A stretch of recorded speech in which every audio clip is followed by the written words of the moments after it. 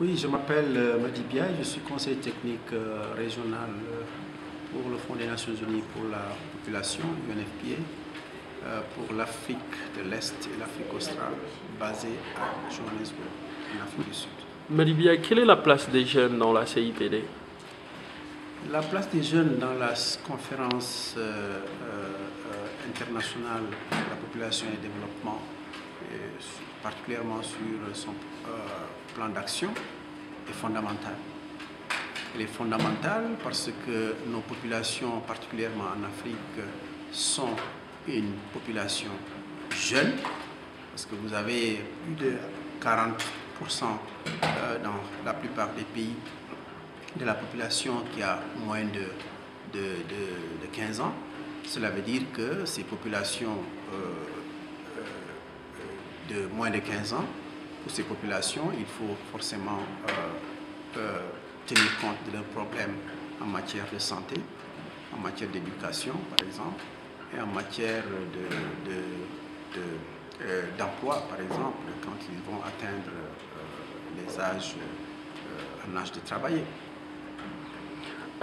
Nous avons les télés, nous avons la presse écrite, mais nous faisons face maintenant aux réseaux sociaux ou aux nouveaux médias. Pensez-vous que les réseaux sociaux peuvent jouer un rôle déterminant dans la CIPD?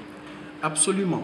Je pense que, par exemple, dans le cadre du plaidoyer, si je peux le dire ainsi, je pense que les contacts à travers les réseaux sociaux sont fondamentaux. Mais le grand défi, c'est les messages, le contenu du message à faire passer. Et ce contenu, selon moi, doit être centré sur leurs propres problèmes. Et comment maintenant ces problèmes-là doivent être pris en compte dans la planification du développement, mais aussi dans la mise en œuvre des différentes stratégies pour le développement de la jeunesse. Quels sont les problèmes réels de la jeunesse africaine, de façon globale? Les problèmes, de façon globale, je peux dire, ils sont nombreux. Mais en termes de développement, c'est vrai, on ne peut pas résoudre, par exemple, dans l'immédiat, tous les problèmes, parce que les problèmes sont nombreux. Donc, il va falloir choisir des priorités. Et ces priorités, comme je dis, dans le choix de l'identification de ces priorités, c'est un exercice qui doit être participatif et inclusif. Il ne doit pas se faire à l'insu de la jeunesse. Les jeunes doivent être impliqués pour qu'ils parlent de leurs propres problèmes, mais il faut que ces problèmes-là soient, le traitement de ces problèmes-là soit vu d'une façon beaucoup plus définitive, si je veux dire, avec une perspective beaucoup plus longue. Ce n'est pas des problèmes quotidiens, des problèmes à résoudre au jour le jour, mais il faut avoir une vision à long terme pour régler les problèmes de la jeunesse. Quels sont ces problèmes-là? Tout à fait.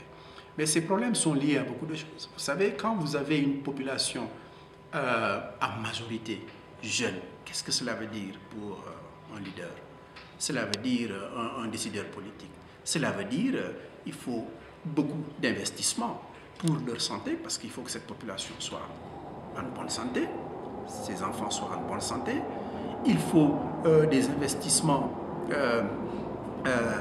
consistants pour régler leurs problèmes d'éducation.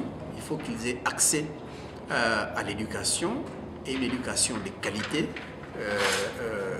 L'éducation de qualité veut dire une éducation donnée par du personnel qualifié, comme dans le domaine aussi de la santé.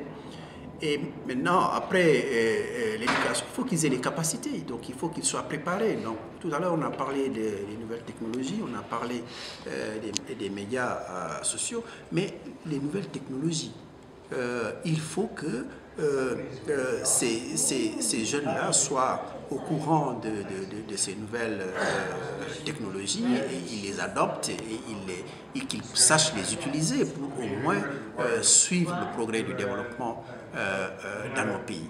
Et quand ils ont ces capacités, ils ont cette formation, ces capacités, ils sont en bonne santé, et bien sûr, qu'est-ce qu'ils veulent de plus? Ils veulent tout simplement avoir un emploi décent. Donc, il faut que l'environnement sociaux, politiques et culturels aussi soient bien adaptés à les accueillir.